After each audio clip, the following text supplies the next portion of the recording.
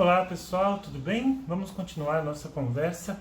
E hoje eu acordei assim, sem pereba, sem cicatriz, sem defeito, sem medo, sem vergonha, sem dúvidas, cheio de certezas, super bem resolvido, com as melhores comidas, viajando para os melhores lugares, sempre nas maiores aventuras, com boas companhias.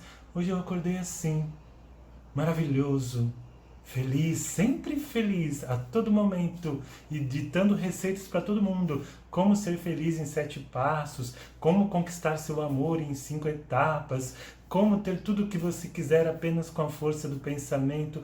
Hoje eu acordei assim. E aí, pessoal, o que vocês acharam do meu avatar? Olha bem, eu não sou nada daquilo. Eu tenho barba mal feita, deixei até de propósito, do jeito que eu fico aqui no meu dia. Tenho várias rugas, tenho um monte de pereba. Eu tive catapora quando era criança, sabe? Tenho várias marcas. Tenho cabelos brancos surgindo. Tenho uma cicatriz aqui, que eu machuquei semana passada fazendo a barba. Mas mais do que isso, sabe? Eu tenho os dentes meio amarelos. Tenho umas obturações feias, na verdade, aqui por dentro, porque são antigas. Eu tenho medo de algumas coisas. Eu sinto vergonha, muitas delas. Eu sinto ansiedade, sinto angústia, tenho dúvidas. Eu não tenho certeza de tudo. Eu tenho dúvidas, muitas vezes eu não sei direito que caminho seguir. Isso sou eu, de verdade. Mas sou alguém que estou buscando, sabe?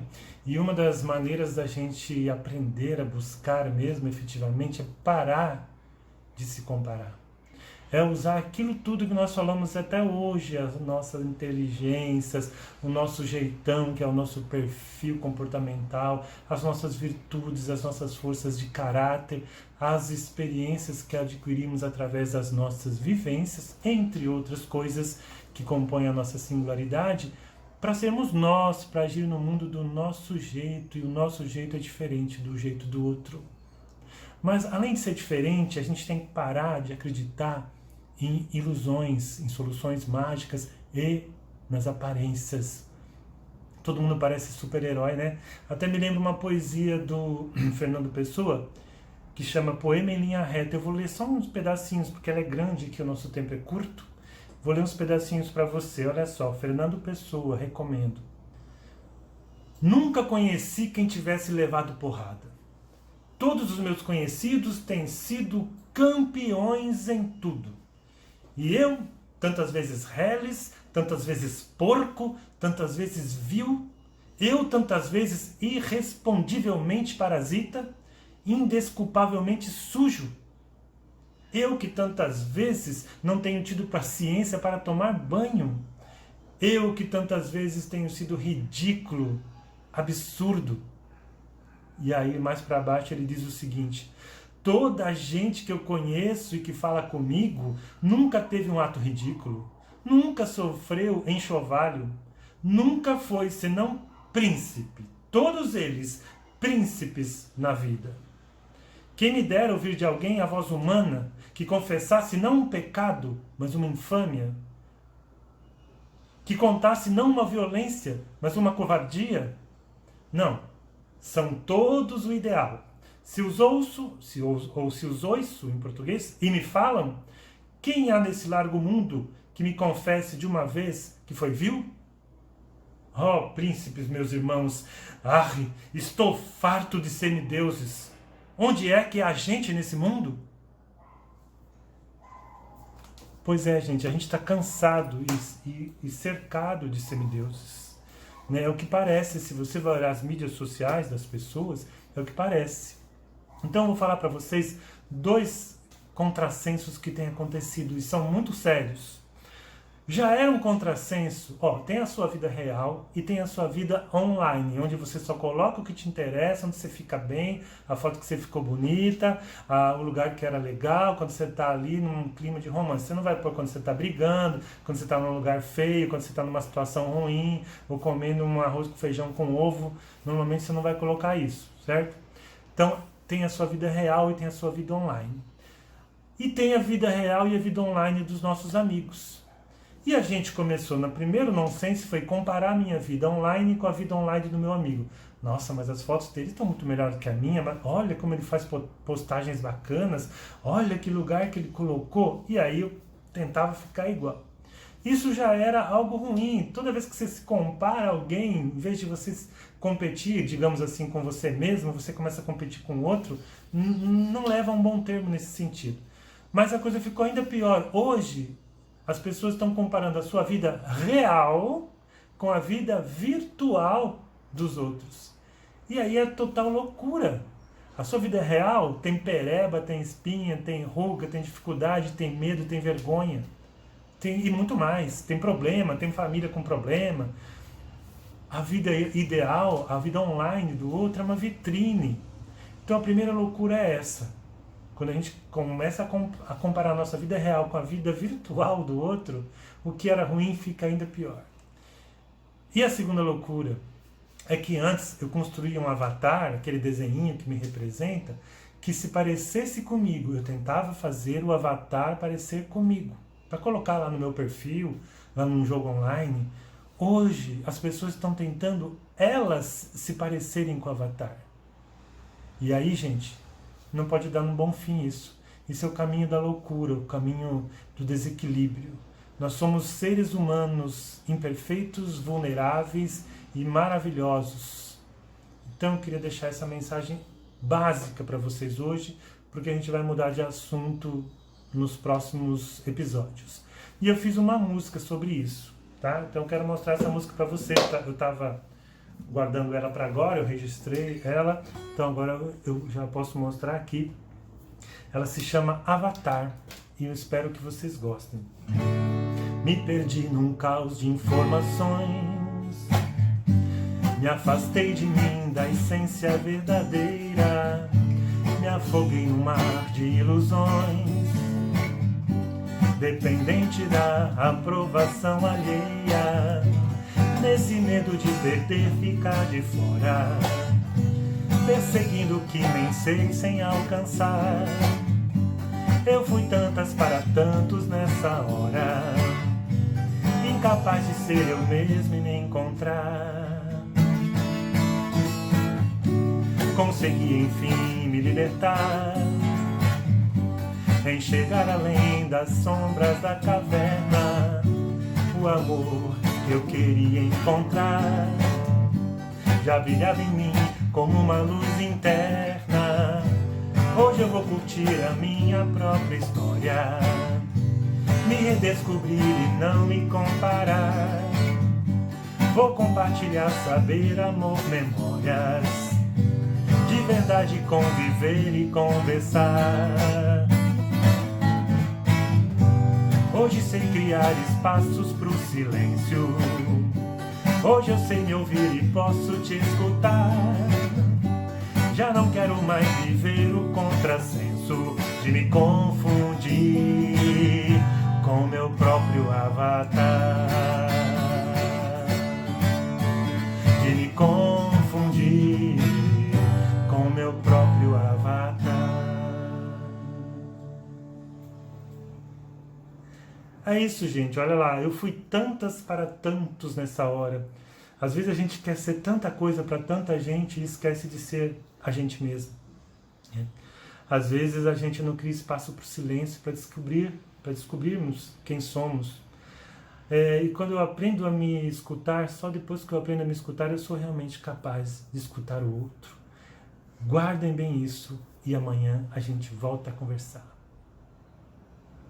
Eu tirei o dia de hoje para responder alguns comentários, algumas perguntas. Em primeiro lugar, na verdade, eu quero agradecer as pessoas que comentam, seja lá no Face, seja no Instagram, e as que me mandam direto no WhatsApp, né? Que tem gente que não tem vergonha, não quer escrever lá, então me manda direto. Então, ó, deixa eu tirar o óculos, senão não enxergo. Vamos lá. O primeiro aqui é do Lucas. Sem dúvida emocionante. Foi sobre quando eu contei a história da Sabrina, logo no primeiro post. Sem dúvida emocionante e não tem como não se identificar com o que foi dito, como alguém que passa pelas mesmas angústias e frustrações. Ansioso pelos próximos vídeos, parabéns e tal. E tem um outro também, que na verdade foi o primeiro comentário que eu recebi, foi no Face, eu fiquei muito contente, porque era de uma jovem muito alegre e tal, que escreveu assim: amei, nunca ninguém explicou tão bem essa situação como você. Parabéns pela iniciativa e por trazer acalento para nossos corações jovens desesperados, ela escreveu. Essa foi a Lara Beatriz que escreveu. Então, agradecendo aos dois, por que eu separei? Isso aqui não é uma pergunta, é um comentário. Por que a gente percebe que existe mesmo uma identificação? Isso aí é um feedback que eu recebo muito. Porque o meu livro, para eu escrevê-lo, eu fiz uma série de pesquisas. Fiz formulários no Google e distribuí para um monte de jovens que eu tinha contato, pedi para eles distribuírem para outros jovens que eles tinham contato. Fiz entrevistas, conversei, além de tudo que eu já observava, que eu lia e que eu aproveitei de pesquisas já existentes. Então é por isso que gera uma identificação, porque na verdade não tem nada inventado naqueles dramas todos que a Sabrina passa, são muito, muito presentes na vida do jovem hoje, dito por eles mesmos. Por isso que gera essa identificação, o que me deixa muito feliz, né? Só não podemos ficar só na identificação do problema. Temos que também identificar caminhos, que é o que a gente está tentando passar aqui, caminhos de solução para vencer, para enfrentar esses problemas. Aqui um comentário da Heloísa. É muito difícil saber e perceber que um ciclo se fecha e outro se inicia. Eu mesma fiz vestibular por 3 anos e quando finalmente entrei, já não sei mais se é exatamente isso que eu quero para a minha vida. Mas com certeza se conhecer é o primeiro passo para seguir nessa jornada. É isso mesmo. Teve até essa pergunta numa live que eu fiz ontem.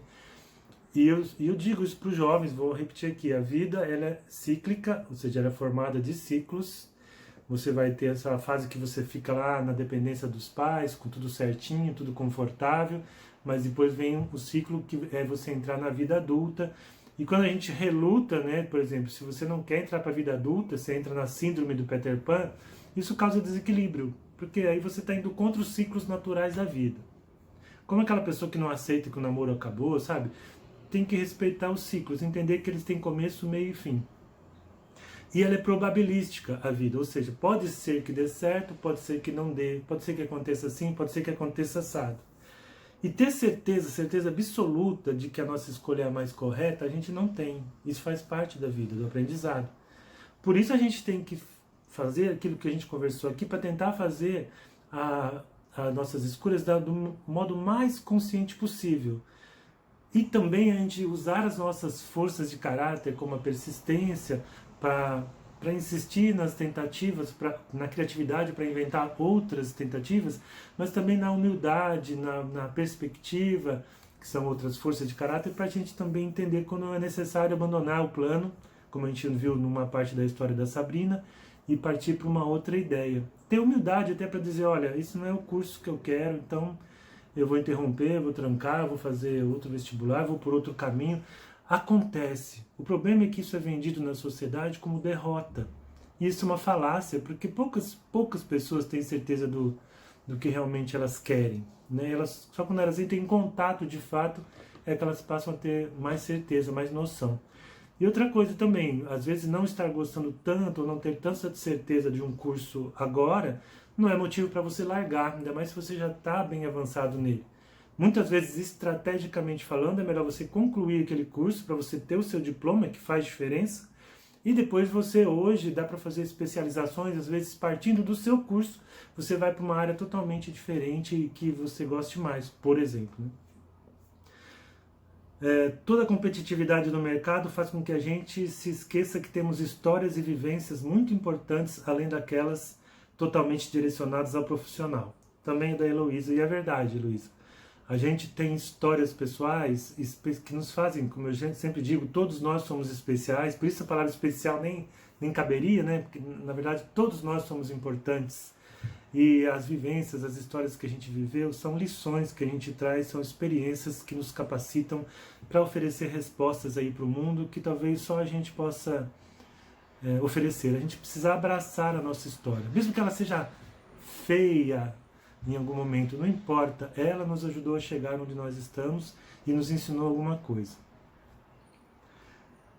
Sobre perfis, que foi um episódio também, eu percebo que consigo transitar com característica de todos os grupos de maneira similar, o que é um tanto confuso na minha cabeça. Será que isso vem das habilidades profissionais desenvolvidas com a experiência e com a própria formação em administração? Esse aqui, quem mandou foi o Vitor. E a Zete também fez um comentário dizendo: acho que eu tenho uma pitada de cada perfil, né? Mas com predominância no S e C. É assim.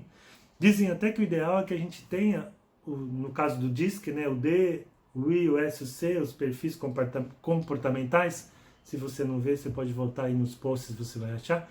O ideal é que a gente tenha eles mais ou menos equilibrados e saiba dispor deles quando necessário. Subir uma característica, descer uma característica de acordo com a necessidade. Mas normalmente a gente tem uma ou duas que mais se destacam, isso é o normal. Se isso vem por causa da sua formação em administração, Vitor, não, acredito que não, acredito que é algo que você já traga, né? E que na administração, como o termo diz, o nome diz, ajuda você a organizar as coisas e até mesmo as ideias, então ela facilita, sim, ela acaba reforçando esse lado seu de saber transitar bem nos diversos momentos, utilizando seus diversos níveis, seus perfis. Bom, por outro lado, eu não sinto nenhuma vontade de me encaixar nesse mundo que existe hoje e que eu tenho alcance.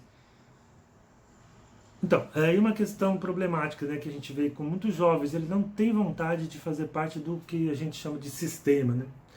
E aí eu digo para todos eles, tá, se você não vai entrar no sistema, não estou dizendo você ser corrupto, você vender a alma ao diabo, você não ter vida, não. Estou querendo dizer, o mercado está aí, você precisa trabalhar para se sustentar.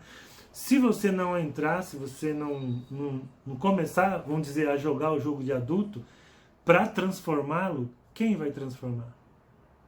Vai continuar do jeito que está, né? Se quem pensa como você, jovem, tem uma ideia diferente de mundo, não começar a atuar para transformar esse mundo, se recolher, se fechar, ficar só dentro de casa ou dependente dos pais para o resto da vida, ninguém vai transformar esse mundo, né? Então é algo que eu sempre digo muito fortemente para os jovens.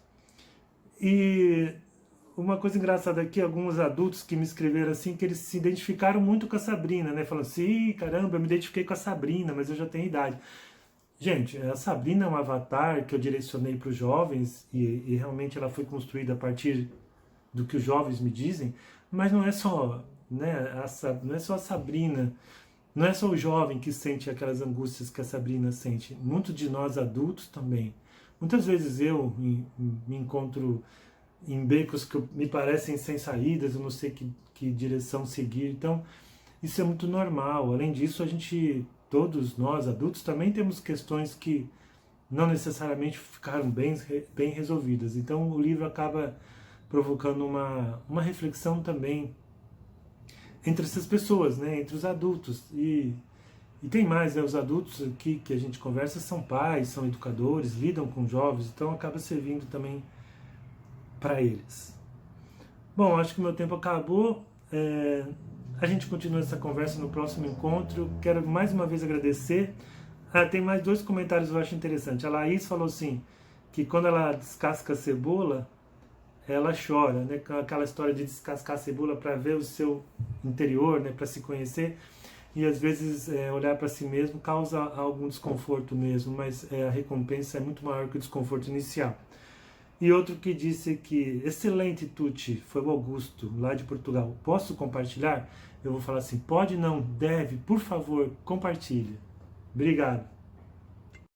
É preciso amar as pessoas como se não houvesse amanhã.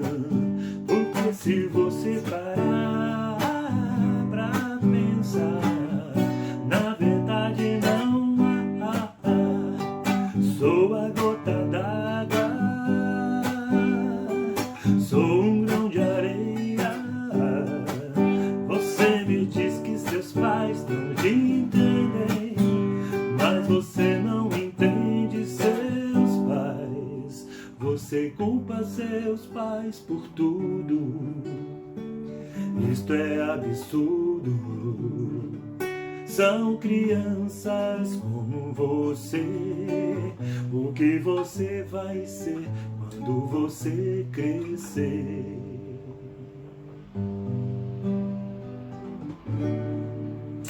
Gente, não teve jeito, eu tive que voltar aqui para falar de mais uma questão que ficou sem responder na gravação anterior. Foi um comentário que eu tinha me esquecido, que na verdade foi de uma conversa que eu tive com um jovem, em que ele desabafava comigo criticando seus pais, porque os pais dele ficavam muito pegando no pé dele para que ele arrumasse um emprego. Ele já estava formado há alguns anos, na verdade, vive na casa dos pais, né, como todo mundo, acontece com muita gente, né, ali, com TV a cabo, internet, comida, roupa lavada, etc., aquele conforto que a gente se acostuma, e, segundo ele, os pais pressionam ele demais para que ele consiga um trabalho, ele não está conseguindo, está difícil, o que apareceu ele não gostou, ou pagava pouco, ou não era o que ele queria, ou depois não apareceu mais nada, ainda mais depois da pandemia. Bom, então eu vou aproveitar esse momento para falar algumas coisas em defesa dos pais, como eu falo no meu livro aqui, há uma hora aqui em que eu conto uma história, né? E eu vou contar essa história para vocês, tá? Existia uma historinha, tá? Existia um casal de aves de médio porte que vivia no alto de uma grande árvore, ou de uma montanha, se quiserem. E ela tinha seus filhotes, seus 2 filhotinhos, que eram muito pequenininhos, né, muito bonitinhos, assim, quase sem pena no início. Depois nasceu as primeiras peninhas, que vai mudando de cor e tal. Então, esse pai e mãe eram muito desvelados, e eles iam e vinham trazendo alimento para os seus filhos. Então, no começo, eram insetos. Então, eles iam, voltavam, traziam insetos para os seus filhotinhos. Numa boa, ok. Os filhotinhos foram crescendo e começaram a comer minhocas. Então eles iam e vinham e traziam minhocas para os seus filhos. Mas os filhos continuaram crescendo e começaram a comer pequenos roedores. Então eles iam e vinham e traziam pequenos roedores, ratinhos, para os seus filhotes comerem. Só que eles continuaram crescendo e cada vez mais a fome exigia animais maiores. E os pais iam e vinham e traziam animais maiores, roedores maiores, pequenos mamíferos, e isso começou a cansar muito, Chegou a hora, já estava passando da hora, dos pais empurrarem esses filhos do ninho, que como muitas aves fazem, para que eles ousassem e começassem a voar, tivessem a sua autonomia, a sua liberdade, e fossem caçar o seu próprio alimento. Mas os pais, eles eram muito amorosos, segundo a concepção deles, ficaram com dó, e falaram, meus filhos, coitados, e continuaram indo e vindo com animais cada vez mais pesados, até que os 2 adoeceram e morreram.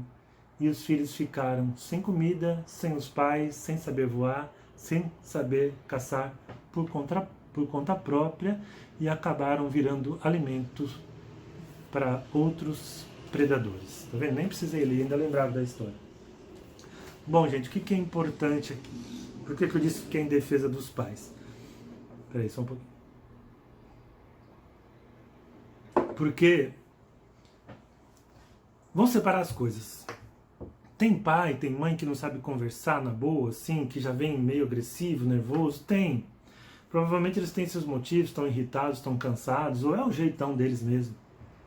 Assim como tem filho também, que não sabe conversar na boa, já vai agredindo, já vai fazendo malcriação, já vai chutando o pau da barraca, como a gente diz. Então, uma coisa é o problema da comunicação não violenta, que a maioria das famílias não é treinada para desenvolver. Aliás, é um treinamento bom para se dar em empresas, mas também para famílias, para pessoas. Comunicação não violenta, é maravilhoso.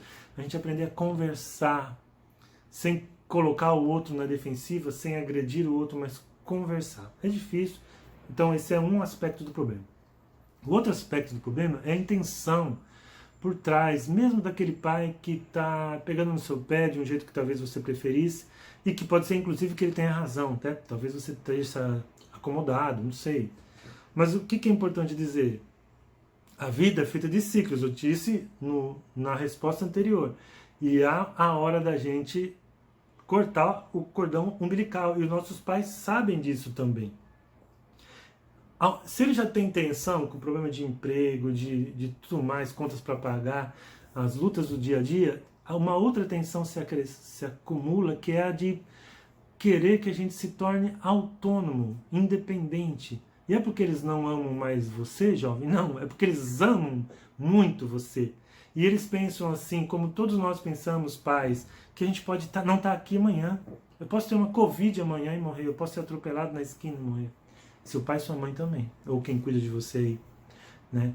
Então a gente fica querendo, uma das maiores felicidades que um pai e uma mãe têm é os filhos alcançarem a sua independência financeira, tá? Mesmo que o pai continue ajudando, dê alguns agrados, mas saber que se ele não estiver mais ali, os filhos dão conta, né, da vida.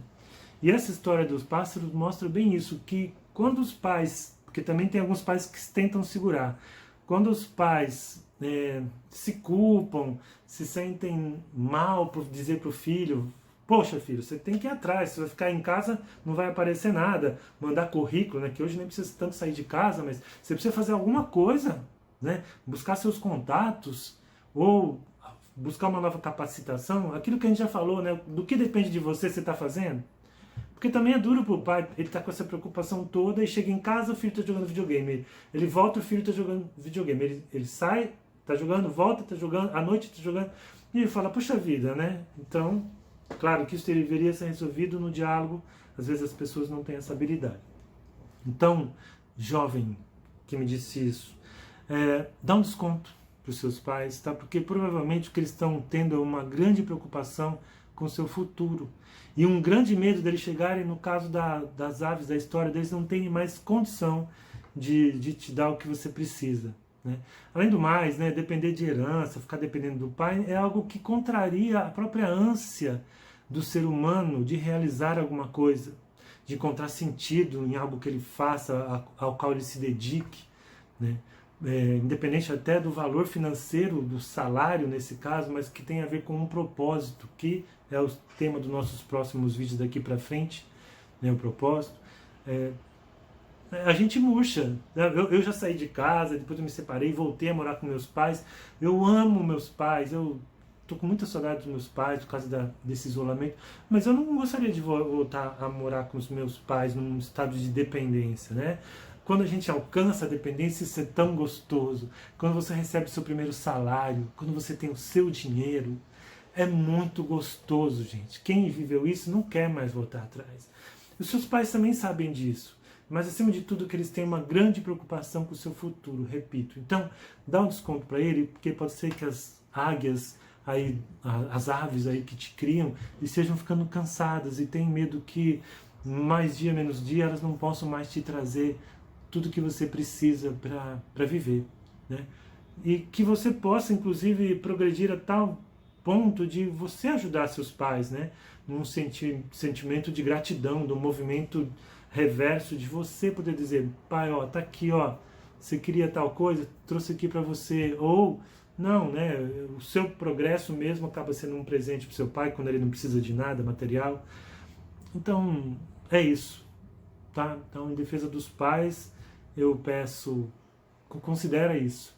E pais e filhos, pô, dá uma lidinha lá sobre comunicação não violenta, tá? Porque não vai dar para eu falar disso aqui agora, ou nem nos próximos vídeos, mas é um assunto importante. Vamos aprender a conversar? Então, até mais, até a próxima. E a fase de perguntas agora foi. Vamos entrar em propósito no próximo vídeo. Ah, eu esqueci de dizer algo. É preciso amar os seus pais como se não houvesse amanhã, porque amanhã talvez eles não estejam mais aqui.